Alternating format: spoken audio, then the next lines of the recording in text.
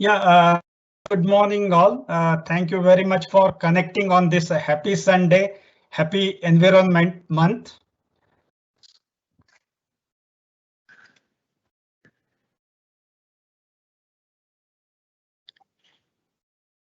Yeah, very firstly, I thank each and every member of Toyota family, their little champs on this environment month promoting activities where everybody is very nicely participating and promoting the activity. I welcome all the members for today's webinar on water management, where Toyota is also promoting Toyota Challenge 2050, and the challenge is water positive. Towards this, lot of initiatives are done in the plant, and at present we are using 94% of the recycled water whichever is required for our daily operation, and we are conserving the fresh water for our life. So without water, as you know, the biodiversity and humankind survival is impossible. So with this thinking, today we have a very special guest. So it's my honor to receive a very special guest, Mr. Vishwanath, for this webinar to share his experience and thought about Mr. Vishwanath Srikantaiah.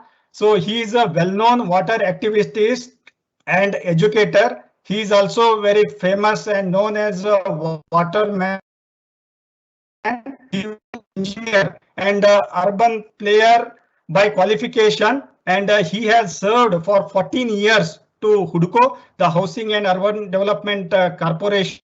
Now he has dedicated himself for full time to solving issues being faced here and rural community. He is a trustee in Environmental Trust, which is an organization assisting communities in water and sanitation solutions. He is a director of Environmental Solution also, an architectural firm specialized in sustainable design, which is located adjacent to the Ajim Premji University. So he is also part of a million research project launched last year, and which has dug over 1 large well and targeting to facilitate for 1 million wells. So along with us, we also have a TKML management.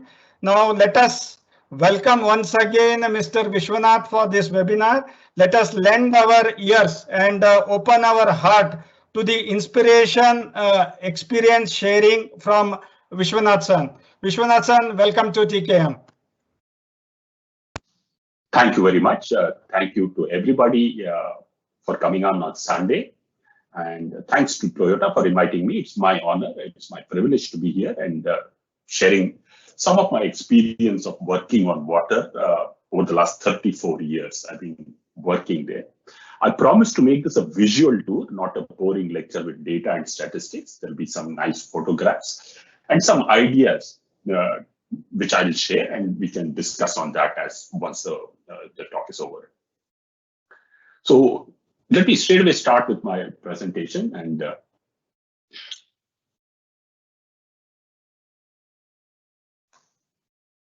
I call it Designing for Water in a Resource Scarce World. I hope this is clear. The presentation is visible, and I'll go on presuming that, right? So this is the beautiful land of ours, the land of rivers, India.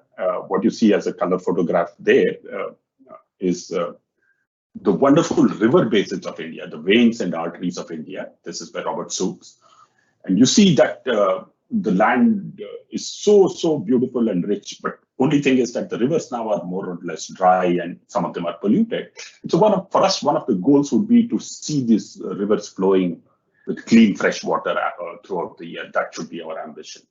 And for that, we need to learn from history, because if we do not learn from history, we are condemned to repeat it, as Santayana would say. The stories in the media, some of us are from Bangalore, many of us are from Bangalore, it's a bit a gloomy story. 11 more cities likely to run out of drinking water had Cape Town, Sao Paulo, and Bangalore. This is BBC on 11 February 2018. So again, Bangalore, Hyderabad to run out of groundwater, says Niti Aayog, a think tank of the government of India. 2020, 21 major cities, including Delhi, Bangalore, and Hyderabad, are expected to reach zero groundwater levels. So these are all sorts of striking news for us. Luckily for us, 2020 is behind and we have not run out of groundwater, though pandemic has hit us. So what can we do to make sure that these scenarios don't play out, both in our homes, in our gated communities, in our apartments, in our watersheds, and our cities, is what we should look for. So as we all know in India, the monsoon is everything. June 1st to September 30th, the southwest monsoon delivers 75% of the total water that India will receive.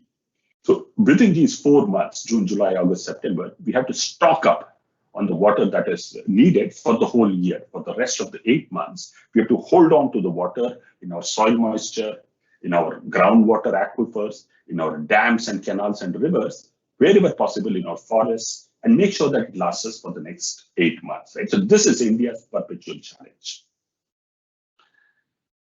Also interesting, as the monsoon goes on, are certain vignettes and facets. Here's a photograph of a step well from the heart of Delhi, our capital city, Lutyens, Delhi. Behind, you can see the Connaught Place high-rise building. This is Raghu Rai, the famous photographer, taking a photograph of the step well called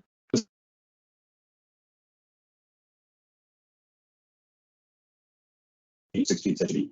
This photograph is from 79 or 82, somewhere around that time. And this is what Agrasen Ki Baudi looks like right now. Luckily, the heritage has been preserved and the structure remains. The skeleton is there, the soul is lost. Many a time when we go there, we don't ask what happened to the water. And so one of the things that happened to the water was those high-rise buildings put in borewells and drew out the water. The second is that the metros came, and the metro stations are 2, 3, 4 stories below the ground. And for keeping the stations not flooded with water, groundwater has to be pumped and thrown out. Right? So the groundwater aquifer is depleted, and step wells and wells like Agrasen Ki Baudi dry up. Our infrastructure in our cities and even in regional areas, especially roads and infrastructure like metros, above the ground, roads disturb the flow of water, which is called the hydrology. And below the surface, they disturb aquifers. So we have to keep in mind that we design our infrastructure to talk to water, because water is getting to be a scarce resource. And why should we do that? Because if we take a look at this Ashokan edict from somewhere around 260 BC, this is near Bhubaneswar. The Emperor Ashoka writes 2 things in these edicts: plant trees, dig wells. World Environment Day, World Water Day. That message, which resonates from 260 to 30 BC, continues to remain relevant to us. And because we have also developed an architecture around water, like the step wells, this is the deepest step well in the world. It's called Chand Baudi. I'm trying to take you through the history of water that we have had in India. And we had a unique history. One of the mightiest rivers, the Saraswati, which is mentioned in our Rig Veda, the Nadi Stuti Sukta, 72 times. The Ganga is only mentioned 5 times. That Saraswati no longer exists in the form that it would have existed some centuries back. Why did the river disappear? What happened to the civilization which was around the river? Was it snow-fed? All these are questions which archaeology is trying to address, hydrogeology is trying to address. But for sure that in the living memory of our people, in the oral history of our people, the mighty Saraswati flowed and it no longer flows. Was it tectonic activity, earthquakes? Was it river capture? Was it the seasonal fluctuation of the monsoon? We don't know. We're still trying to find out. Because along the banks of the Indus and the Saraswati, what is called the Harappan civilization, were towns like Lothal, the first urban areas in India. And Lothal in Gujarat, which is close to Ahmedabad city, had very good lined drains and open wells as sources of water. So though linked or nearby to rivers, the source of drinking water for people were open wells like this one. Why open wells? Because they brought water close to the home. They brought filtered water from the river, and therefore you could throw in a bucket and draw the water and use it. So these are the kind of histories we have. But if we look at Bangalore city itself and water, the history is 3,500 million years old. Now, if you go to Lal Bagh and see the beautiful rock there, the gneissic rock there, it's 2,700 to 3,500 million years old.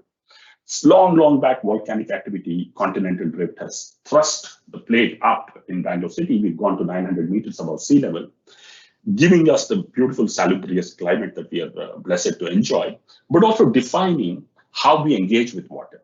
Because at this height, when we go, there are no perennial rivers. And these hard rocks hold very little water in them below the ground. So therefore, we have to deal with that.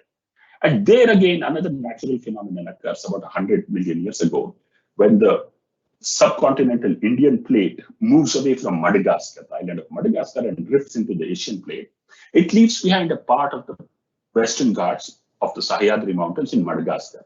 That part on the figure on the right, just above Coimbatore, the bottom, you see a blue strip. It's called the Palghat Gap. And one of the writers, a famous writer, argues that through this gap in April and May, the humid winds from the Arabian Sea rush in, come to Bengaluru in the evening by around 4:35 and give us the famous office rains of Bangalore. So in April and May, you'll find these thunderstorms occurring in the afternoon. In the rest of India, is sweltering under heat, and Bangalore is getting its rains. That's because of this phenomenon of geology, where the Western Ghats has a gap called the Palghat Gap. More modern times, the British came to Bangalore and established a cantonment in 1806, and it continued till 1881 before it was handed over to the Mysore Maharaja to rule. And this started the first water supply networks in Bangalore and the sanitation network in Bangalore. So the progression comes from Western civilization. It is an old tradition. One of the most dominant things that affected us was the famine in Bangalore. For 3 years, there was drought. All the famous keres of Bangalore, the lakes of Bangalore, dried up. There was great misery. There was even food shortage, and about 100,000 people died. This imprinted itself on the city fathers, and therefore they said that something has to be done to make sure that water is available, at least domestic water is available to all citizens. The population of the city was about 2.5 lakh then. And so they formed a scheme called the Hesarghatta Water Supply Scheme from the Arikavati River. And in 1896, the first pumping of water started using steam engines. So Bangalore has been famous for using technology right from 1896 to solve its water problem. Hesarghatta is now unfortunately dry, is no longer the source of water.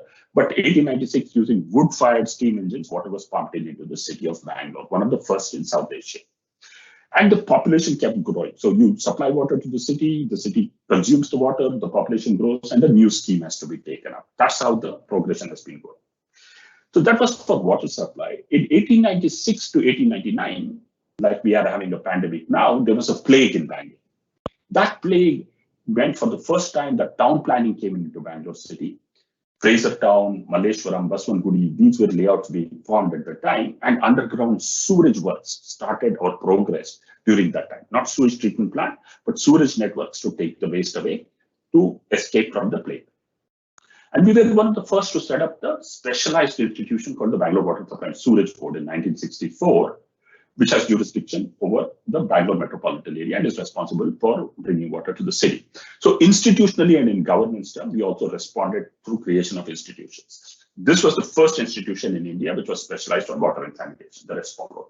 And so the footprint now has increased because of the BWSSB and because of the growth of population of the city, that we depend on the Kaveri River for our water source. And the water has to be pumped from 95 kilometers. It comes beside Birdi, where your plant is located, and then comes into the city, right? And then it has to climb 300 meters high, making it one of the most energy-consuming waters in India for any urban areas and one of the costliest waters.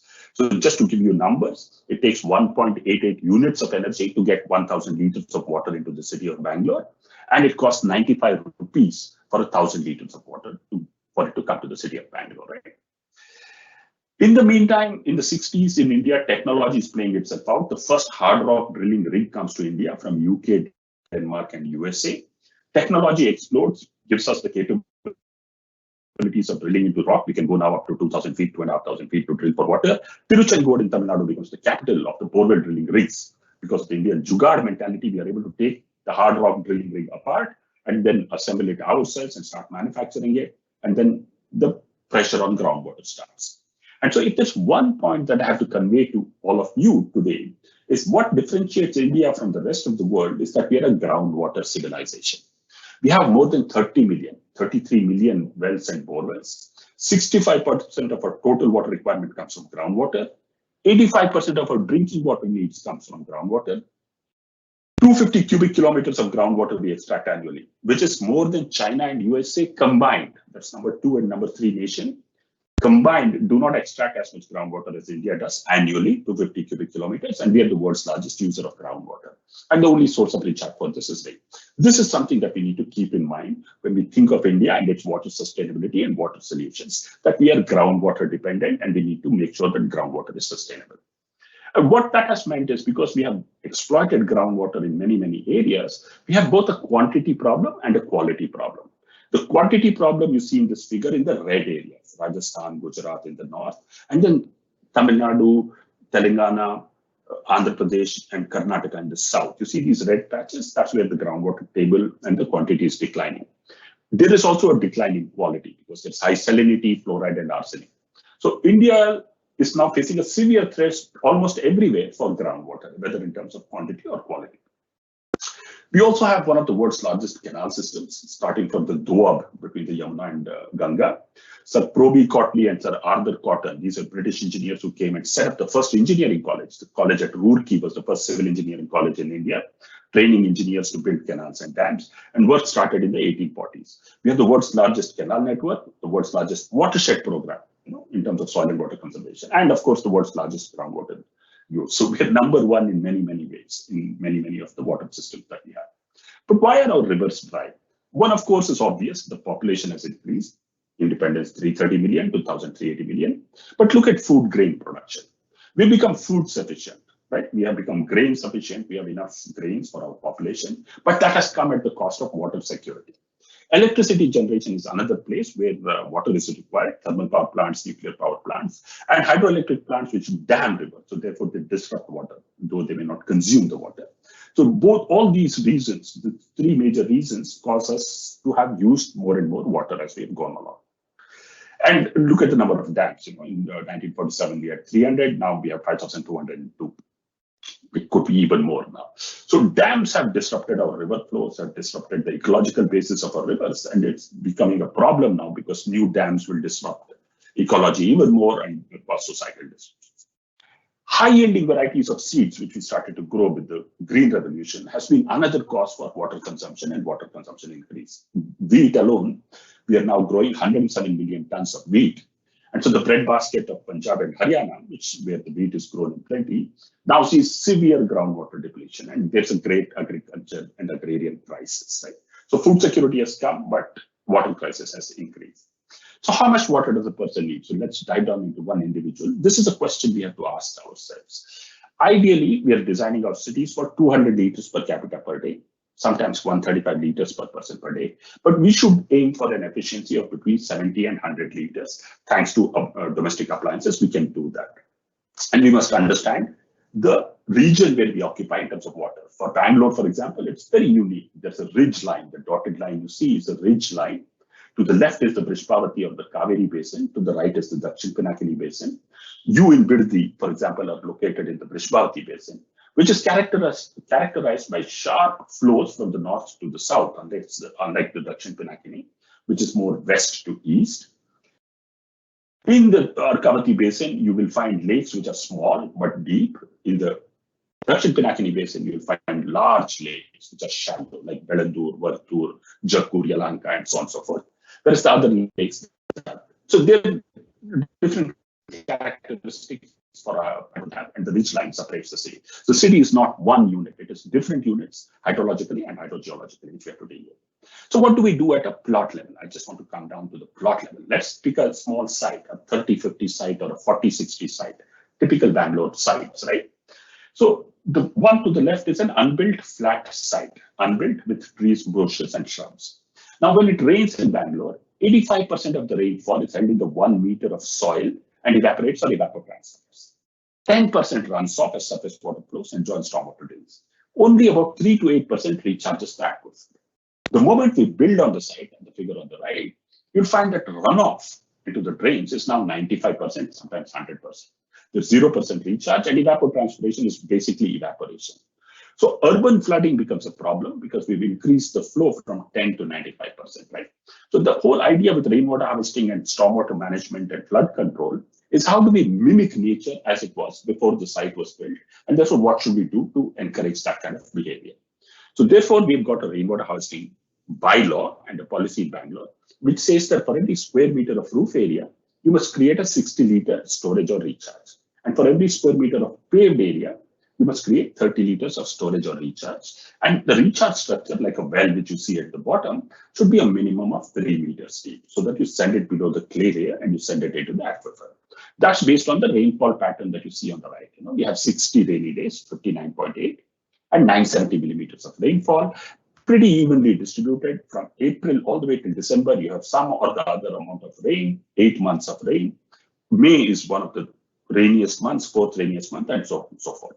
So based on our understanding of hydrology and rainfall pattern, we create laws and bylaws and start to facilitate its observation by the citizenry. So people now do this rainwater harvesting. You're doing it in your campus. Many people store in these drums from their individual homes. Many people store it in some tanks, and many people recharge it. And the bylaw is there on the left. And one another interesting fact, that is why we've been working in the city of Bangalore, is the presence of this community called the Manwaddas. These are the old people. They're called the Ode in North India, Gujarat, Rajasthan, Ode. These people, for 1,000 years, are the ones who have dug our keres and bhavis, our tanks and wells. This community specializes in earthwork, and they are capable of digging, and they understand how to work with earth. They're very, very good with it. So can we bring back their livelihoods is an endeavor that we are trying to do with Biome Trust. We are wanting to make sure that we dig 1 million recharge wells so that this community gets a livelihood.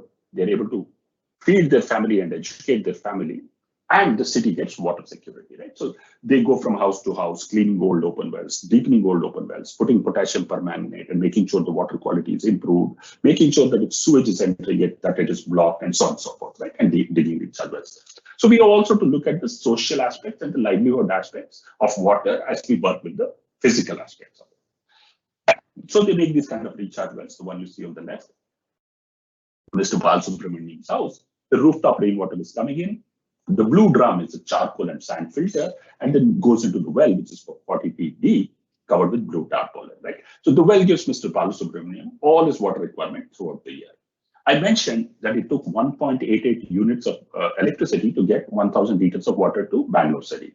In the case of Mr. Balasubramanian's well, it takes only 0.1 unit of energy to get 1,000 liters to his overhead tank, right?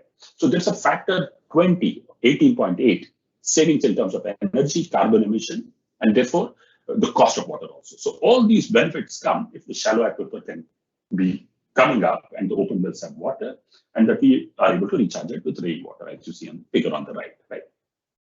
So what do we do then at an individual household level? This is my house. This is the mud house, and you see the figure.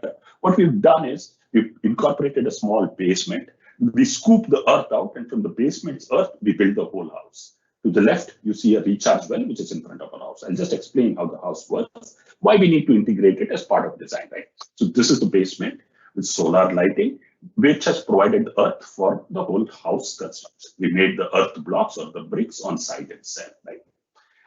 This is the living and drawing room. You'll notice that old Bangalore was famous for not even having fans in the house. Forget ACs, we do not have fans. Even now in our house, we don't need a fan. It's naturally ventilated. We can design that appropriately so that we are able to manage without fans. So we save on energy, we save on electricity and carbon emissions.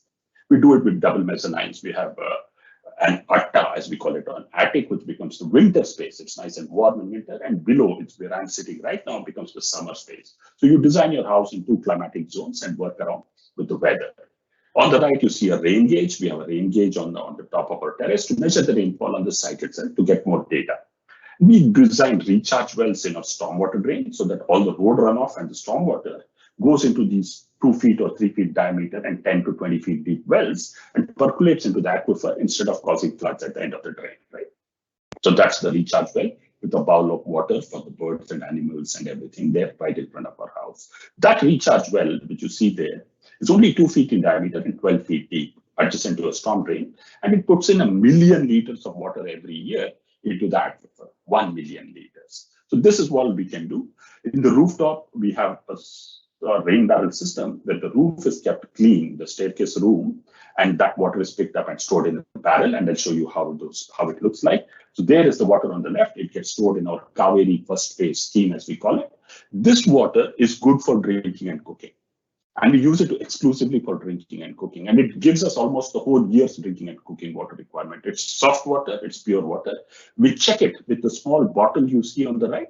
It's called a H2S vial test, where you put the water that you need to check for bacterial contamination into the bottle, observe for 36 hours. If the water stays brown, there's no E. coli, there's no fecal coliform. So you can straight away use the water. If it turns black, then you need a small gravity filter, or you need to boil the water before you drink it. What we've learned is that if you kept the catchment clean, the rooftop clean, then the water is good enough to drink throughout the year. The rainfall is very good in Bangalore. So this is how the systems work. We have different places to store water from the rooftop, and every water has a different function, every rainwater. The left is a gutter, which picks up the rainwater. The center one is a small tank, which is used for the toilet flushing. To the right is the water which is used for the washing machine and for bathing, right? So every system has its own storage and its own consumptive use. And we devise simple filters that we can use. You get very complex filter and very nice filters in the market. You can also do it your own. We call the left one a panche filter or a dhoti filter, which is just a panche folded 3 times, tied to the top of a drum with charcoal inside, and it filters the water and then puts it into a sump tank. Or on the right is a concrete filter. That's how the charcoal looks like. Ijjalu, we call it in Kannada. Crushed charcoal, activated charcoal, with a bit of limestone thrown in to balance the pH of the water and to absorb all the odor from it. So through the charcoal, the water filters rainwater and gets stored in a sump tank like that. Same sump tank which is used for the BWSs we supply, about 8,000 liters in capacity. And then the sump tank, when it is covered, it looks like that. So you can park your vehicles on top of it, car, scooter, whatever you have, right? So this is overall how a house design can look like. And in the Bangalore context, here's what you can do on a 30 feet by 50 feet site, right? 30, 50 site. You can have 100 square meter of terrace, which can give 1,000 square feet of terrace, which can give 1 lakh liters of water, 200 kgs of rice and vegetables, 100 liters of treated grey water. Grey water is the water from the washing machine and the bath, which can be absorbed. 1,500 liters of urine, which is generated in the house. I'll show you something called a composting toilet. That can be reused on the all the compost from the kitchen, kitchen composted waste can be reused on the site itself. It can provide space for 32 different species of birds, even more. It can heat 100 liters of hot water through the solar water heater. It can give lighting through solar photovoltaic systems for 12 bulbs and cook using the solar cooker for 4 people. So if we design our roofs better in our city of Bangalore, we can get to be very largely self-sufficient for water and energy, and we can prevent pollution from cities' water. So this is how the system looks like. You would have seen it. To the left, top solar water heater. To the right, we grow rice on the rooftop. You get really productive rice, solar photovoltaics, and to the right bottom, you see the grey water treatment system. That's the washing machine water, and the bath water passes through biological filters and is treated and reused in the house itself. I want to share with you some very interesting idea on sanitation, or human waste as we call it. What we do now on the left is we produce chemical fertilizers from the bottom up. We use the chemical fertilizers like urea, phosphate, and potash to grow our crops. We eat it, we excrete in our toilets, and that ends up in our rivers and lakes, polluting it. It's a linear system. If we are able to reverse it, if we are able to pick up the human waste and compost it and reuse it and close the food cycle, then it becomes a circular system. So closing the loop and getting to circular systems, even with human waste, is possible, which prevents pollution and which prevents the less use of fertilizers and therefore saves on energy and carbon. Here's how the system works. What you do in the system is to separate urine and feces, right? Because biologically, in human beings, this comes separately. It's only civil engineers who picked it up and merged it together and tried to treat it in the wastewater treatment plants, which is a greatly difficult process, because to treat carbon and nitrogen are 2 different propositions altogether, and we make a mess of it. It uses a lot of energy. If we simply separate it out, it's way, way, way easier to treat. So if you do that, the urine itself can be diluted 1:5, 1:8, and applied as a fertilizer, and gives you lush green crops and vegetables, right? It's a very nice NPK and micronutrient balanced fertilizers. And you can even grow rice on the rooftop. You get a productivity of 1 kg of paddy per square meter. That's the paddy being harvested on the rooftop. You can grow 4 crops in a year if you grow the right rice right variety of paddy, right? So these possibilities are there. I'll discuss a bit more what we can do with the pieces. We can compost it with the kitchen waste and reuse it as a manure or fertilizer. What can we do? Be water conscious. So use water wisely. Use water efficient fixtures, aerators, taps, showers and flushes, washing machines and dishwashers, which are all water efficient. Gardening is the most water consuming. So do xeriscaping and water during the morning hours or evening hours. Use eco-friendly soaps and detergents because they otherwise pollute the ground surface water much more. Look at your food habits. Eat locally grown food like millets, ragi, for example. Look at energy and water together. The more energy you save, the more water you're saving. Metering and pricing is what sends the price signals and conserves water the best.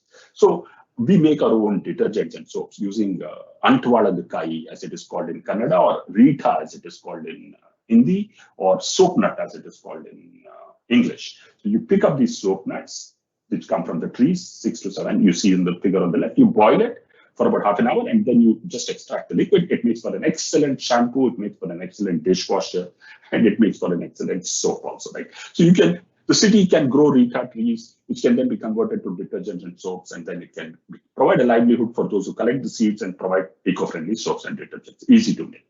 Showers and aerators can be used, which are water efficient, and they save a lot of water, right?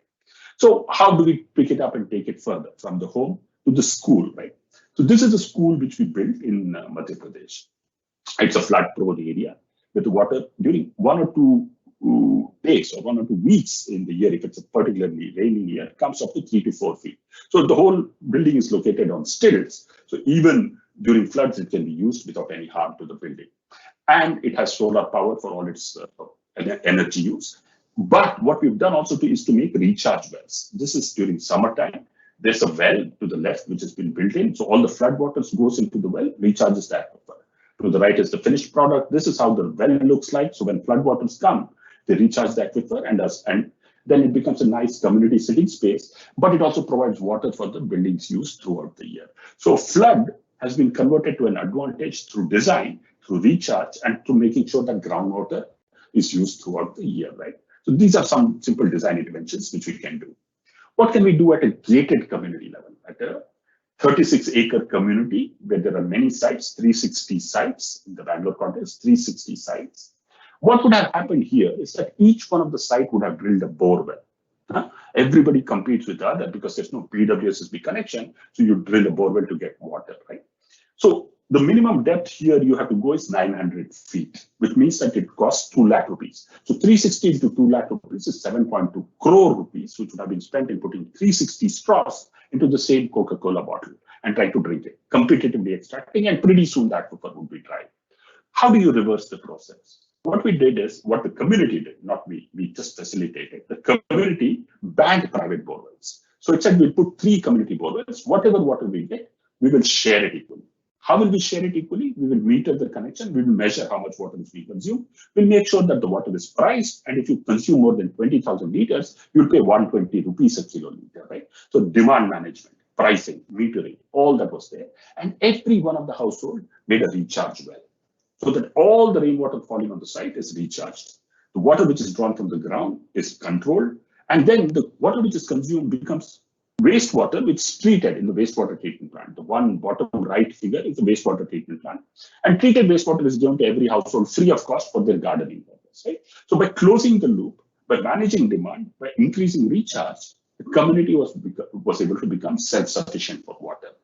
Now, this is what you have done in your Toyota campus. This is what can be done at an individual household level. It can be done at a school level, and this can be done at a community level. The principles remain the same: demand management, recharge, rainwater harvesting, wastewater reuse, and recycling, right? So that's how we work. So you need to preserve the open well, and shallow aquifers, make sure they're revived and recharged so that the well provides water. As opposed to a bore well, an open well can be easily recharged and is annually replenished. Bore wells may have fossil water, right? So the culture of the open well is what we need to go to. But we have to do the maths, and this is just to show you what the maths is, because we have to work out something called the water balance. What is our demand? What is our supply? How can we manage demand and supply? And it varies from year to year based on the rainfall pattern, as we all know, right? So we have to make sure that the dynamic water situation is addressed through data, and that the community is aware of it, and then make sure that it takes steps to do that. What can we do at an apartment level? This is TZ Apartments. The gentleman on the right is Srinivasan Shekhar from the community, an excellent engineer and a solution seeker, right? This is 94 set of flats and villas. On the center, you see recharge wells. They have about 44 recharge wells. They take every drop of rainwater, put it into that water. But they've done something remarkable. They themselves as a community designed a wastewater treatment plant, which includes, in addition to the conventional STP, a sand filter, activated carbon filter, an ozonizer, and an RO system. Combining all of this, they made sure that the water was treated for potable limits. And they're the first community in India to use this water for drinking purposes, right? So they take wastewater, their own wastewater, recycle it, blend it with groundwater, and drink it. This is what apartments of the future will start to do. And they've learned that metering every flat helps. So metering, there are very good service providers. Smarter Homes is one of them, which provides these electronic meters, which can meter every flat so that everybody knows how much is being connected. It's charged through solar photovoltaics. And then it gives you a dashboard, which tells you daily consumption, hourly consumption, tells you how much you consumed last month, and everything. All this information is available to you to be able to fix your water supply system. It even tells you if there's a leaking tap or if there's a water utility which is losing water, right? So this kind of automation will also start to creep in almost all our flats and homes and arm us with more information to be able to manage water better. It can shut off the connection to a flat if the water leakage is happening at a larger scale. So this technologies are being developed in Bangalore and they will spread more and more. This is from Smarter Homes, right? And these are also being included into the bylaws and regulations. Luckily, I happen to sit in some of these bylaws and regulation formulation. So it's now mandatory in Bangalore to do rainwater harvesting, wastewater recycling if you have more than 20 flats, groundwater recharge and management is mandatory, metering in every house is mandatory, and automatic switch off pumps from sometime to overhead is mandatory. So market and the state will work together. So these are how the bylaws look like, right? So the scale of the solution can vary from an individual home to the city level. So let me show you some examples.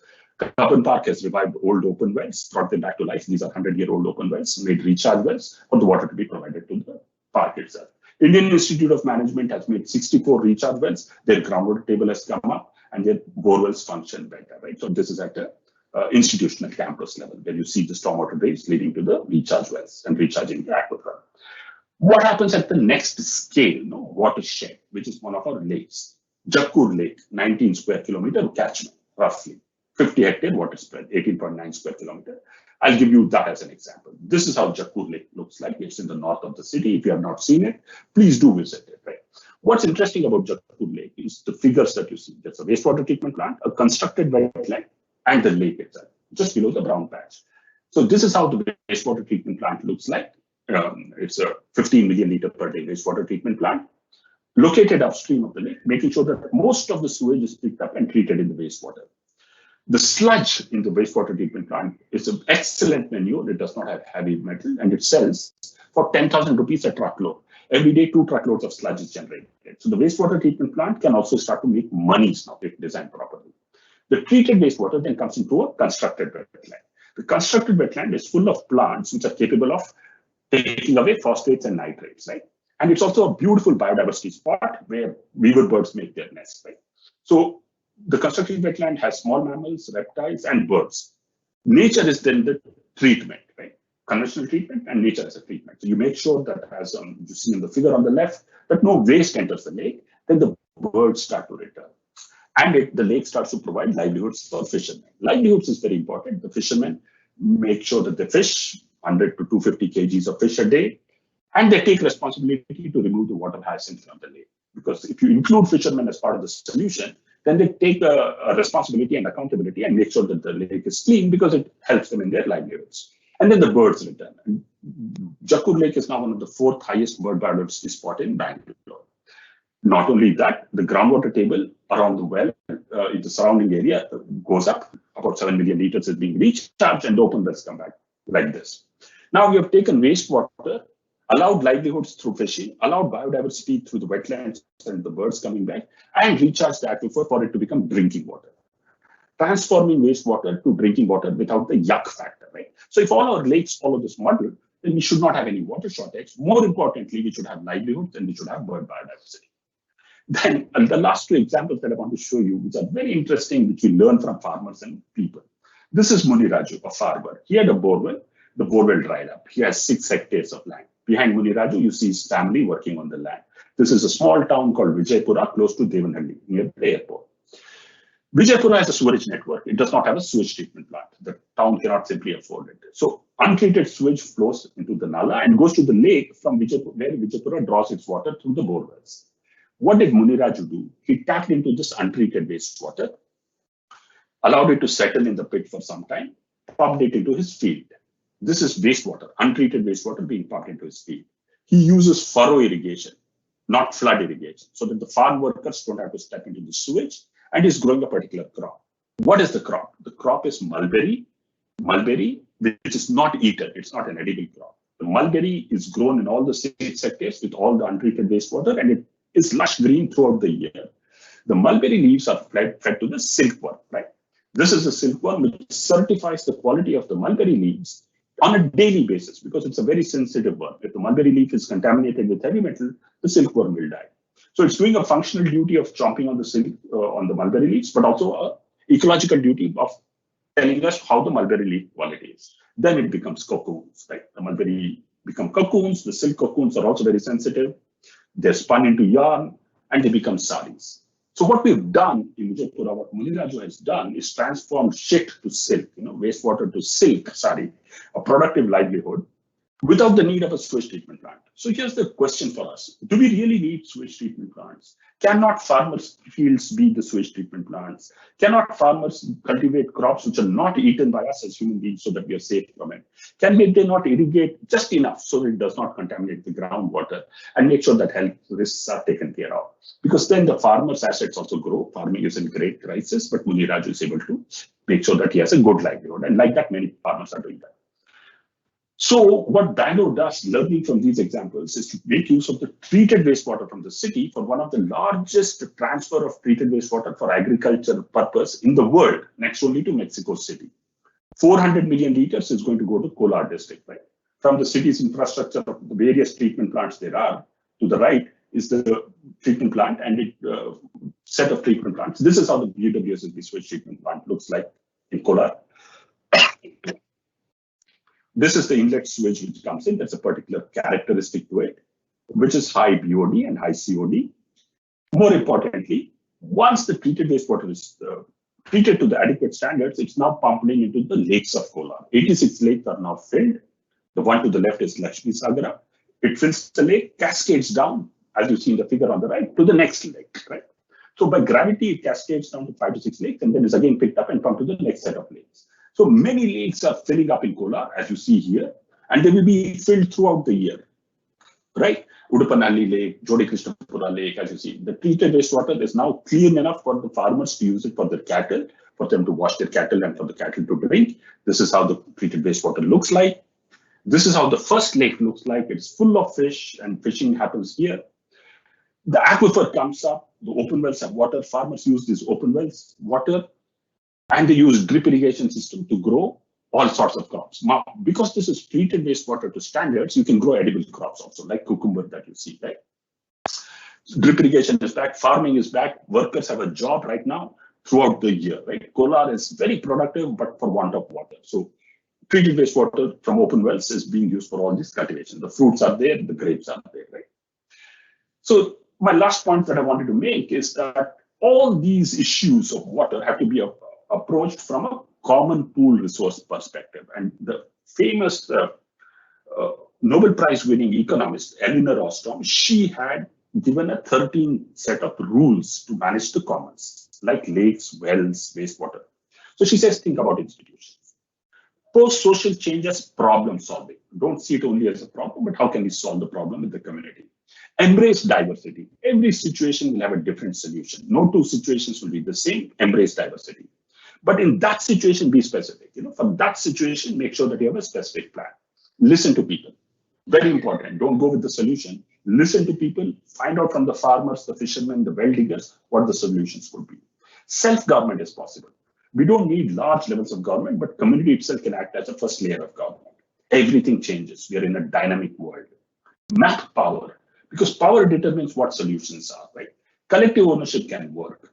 Human beings are part of nature too. All our designs should be such that it facilitates not only human use of this resource, but also natural use of the resource, like the lake in Jaipur, for example. All institutions are constructed, so can be constructed differently.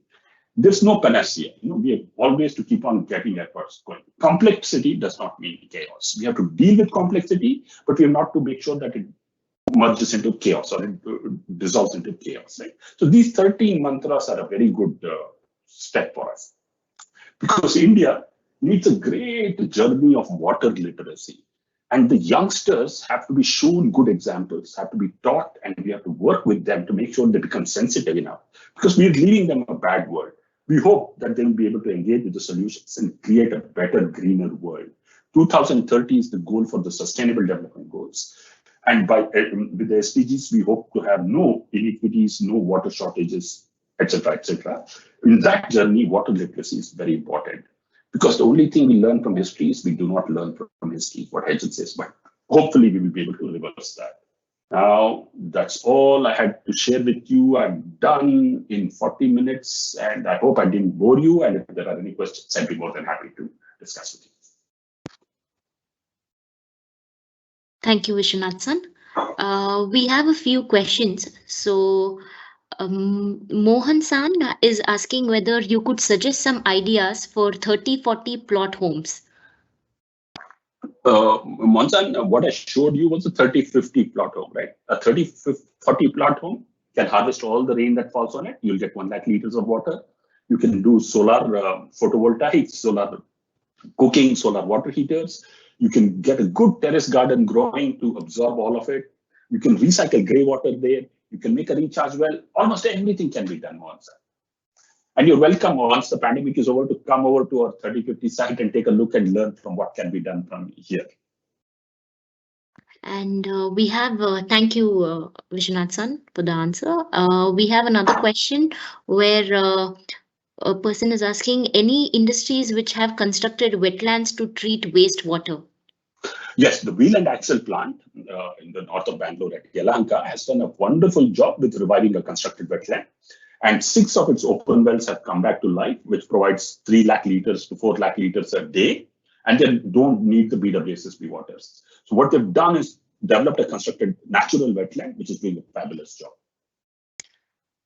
Okay.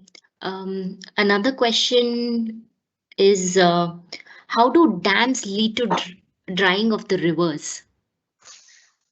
Because they impede the natural flow of the rivers. Dams hold on to the water, and they impound large volumes of water and almost release nothing as ecological flows. We hold on to it.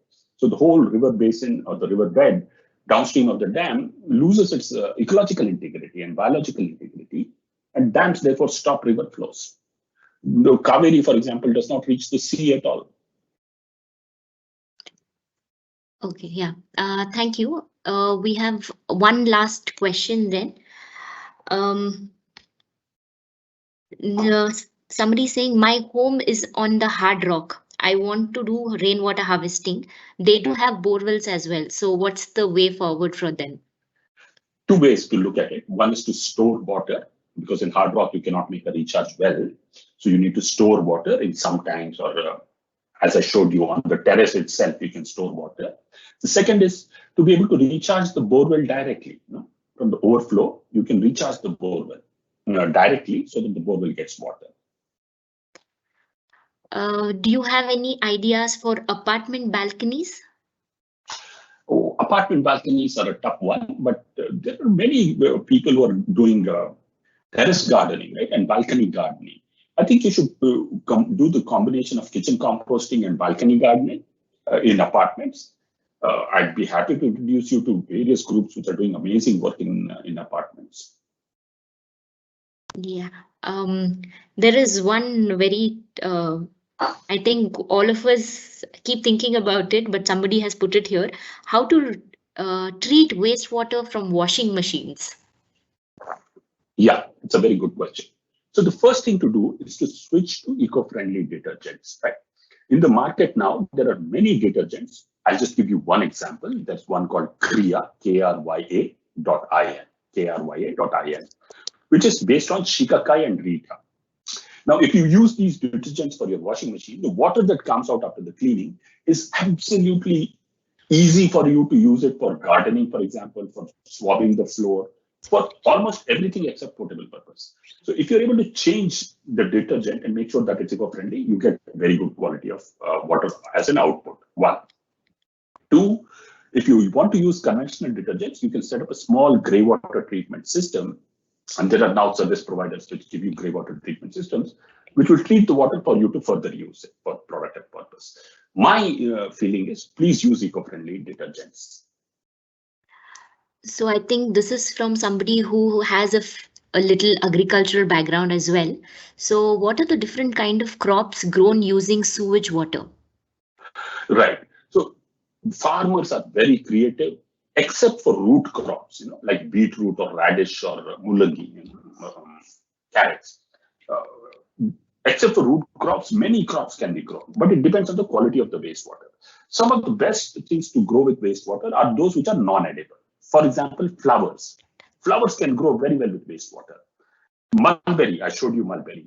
Eucalyptus, acacia, these are all not consumptible. They do very good. Bamboo, it grows very well with it, right? And some other trees like papaya and banana can do very well with wastewater, provided it's diluted. Yeah, I think more or less the other questions you have given an answer to Vishwanath-san. So yeah,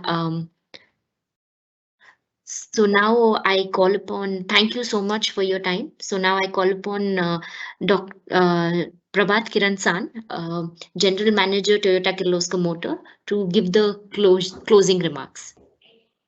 Prabhat-san, please. Yeah. Good afternoon, all. It has been a privilege to have and hear Mr. Vishwanath Srikantaiah with us today. What an enriching and enticing talk by him, and how we can be water sustenance at individual level, at the community level, as well as the industrial level. This 1 hour is really very short time for us to get all the vast knowledge he has as a water activist, as well as a storyteller, as an educator, and also I would say as a reformer. But I would say that he has really triggered us and has gave us a very practicable, doable, innovative ways to be water sustenance and do our bit to Mother Earth. And also in these trying times, what we are going to have as a water scarcity, and especially in Bangalore. He has given how the history point of view, what is there, what Bangalore was, and what are the different techniques our ancient people used to do it, and how we made that. Storytelling was really enticing for us. And I'm sure that we will try to implement whatever the solutions he has given. And some of the points which really touched me personally are, one is that how we can be individual, be water sustenance. He showed his own example of his home, how we can do in a 30-50 site, how we can be sustainable throughout and also be economical. And I would say that when I was having a discussion with him, we share the same neighborhood. He also stays in Vidyaranyapura, and I've seen his home. His home is lush green. It is just behind the GKVK campus.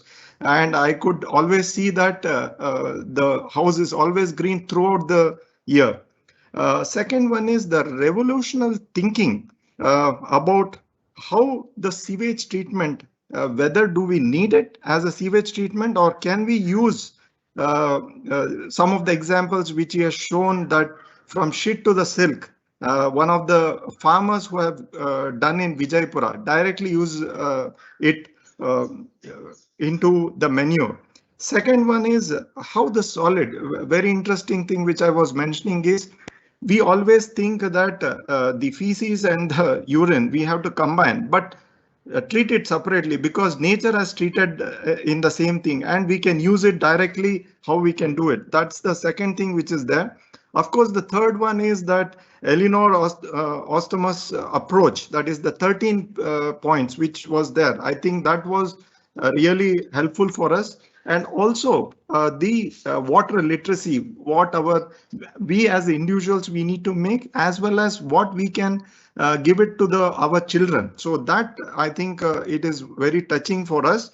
And I hope you will all agree with me and on this. And on behalf of Toyota, we will commit that we will practice and implement these ideas shared by him at our personal capacity, and also promote them within our community as well as in our factory. I once again thank, he's also known as the Zen Rain Man. I've heard a lot of talks which he has given as an intellectual level, as well as the storytelling with the history what he was making. Thank you very much for your valuable time and with us and enlightening us in the endeavor for conservation of the water and his contribution towards weeding away the water scarcity, not only in Bangalore, but the ideas taken elsewhere also. Thank you very much, Vishwanath San. Thank you very much for your approach. Thank you. Thank you very much. Yeah. Thank you very much, Vishwanath San. We have come to the closing of this session. Thank you for sharing your knowledge with us. As Prabhat San very nicely summarized, now it's our responsibility. How do we take this forward in our life in all the spheres, whether it is office or personal area? So we wholeheartedly thank you for sharing your so many decades of experience with us. We'll be in touch with you to bring you to TKM to see and advise us, and also take forward our water initiatives towards the community in coming future. Thank you very much, sir, and thank you everyone for joining this webinar. See you all again. Thank you. Bye-bye. Thank you. Thank you.